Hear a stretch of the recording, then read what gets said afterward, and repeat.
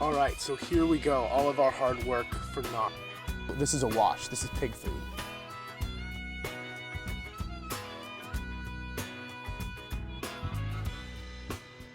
All right, so not a total loss in the garden this year, just a total loss for the tomatoes, which is our main crop and kind of a bummer, but other things are doing pretty dang well. One of them being the peppers, and we have about 85 pepper plants. We have 3 or 4 different varieties, and they are going insane.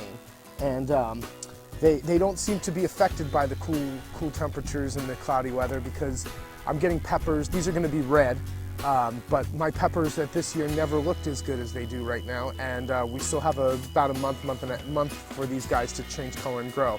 My pumpkins, which are another pumpkin plant, which is maybe, I don't know, 4 or 5 meters up out of the camera, has grown through the peppers into the tomatoes. So that's absolutely insane, and it's still producing. If Ashley can get a little shot of that. So one thing I didn't know when we started was that peppers all started out the same color, green, and then they turn. So the first year I bought a bunch of what I thought were red pepper plants, and as the peppers were coming up, they all came out green. And I told the doctor, "What's going on? All these peppers are green peppers." He goes, "You idiot! They all start green. Then they turn to yellow, then they turn to orange, and finally red." So it's just patience. You can absolutely eat them right now. In fact, we've been eating them for the last few weeks. They're absolutely delicious. They just don't have the color. Their skins are a little bit thinner as well.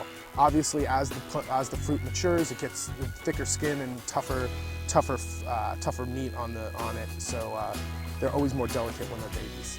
All right, here we're in my onion bed. The onions don't like the wet weather either. As you can see here, whoop, that's a bad example. As you can see here, everything has died off. Normally my onions are twice the size.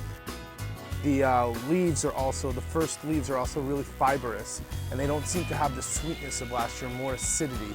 Like when you cut them open this year, they make your eyes cry immediately, whereas last year you can put onion in your face and nothing would happen. They were like an apple. I don't know if that's because of what's happened here, or that's just dumb luck. I haven't been doing this long enough to know exactly what it is, but all I know is that my onions here are not doing very well at all. We did 2 kinds. We do Dorata di Parma, which are yellow, and red ones that are Rosso Tropea from Calabria. Both did horribly, equally bad.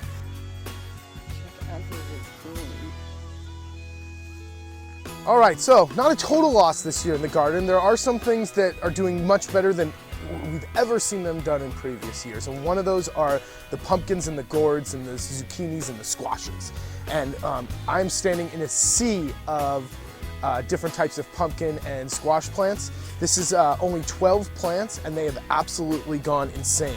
The leaves on these guys are like elephant ears this year. The flowers, I could start a flower shop with the zucchini and squash and pumpkin and squash blossoms that I have. And the fruit is absolutely insane. Oh, look at this. I just picked that, and this should have another month left to go. And I've never had pumpkins that look like these guys. Pumpkin ravioli for days this year. They're so big, I physically don't know what to do. I mean, this thing weighs probably 15, 18 kilo. And yeah, if you make pumpkin ravioli, I need a slice. What do I do with the rest? Lots of our neighbors this year are going to be getting pumpkins. Let's see what else is doing well in the garden this year.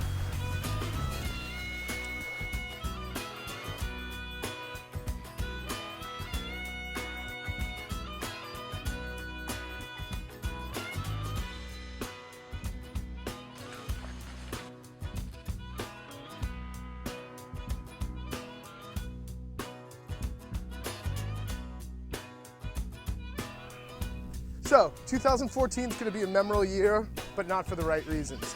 I learned a lot this year in the garden. It started out really great and going to end really horribly. My hat's off to anyone who does this for a living and actually has to produce something to keep food on the table for their families, because this came out of nowhere, and I couldn't imagine having to have no harvest. Thank goodness we can go to the consortium, and somewhere in Italy it has nice weathers where we can buy some tomatoes and throw them into jars. Or if my cucumbers didn't do well. We have a neighbor who lives a little bit further away who had nicer weather. But I learned a lot this year, and hopefully we never have to go through this again, because this is a lot of work down the toilets. But some pigs will be happy, but just not this pig. All right, team check, come on. Come on, Butt.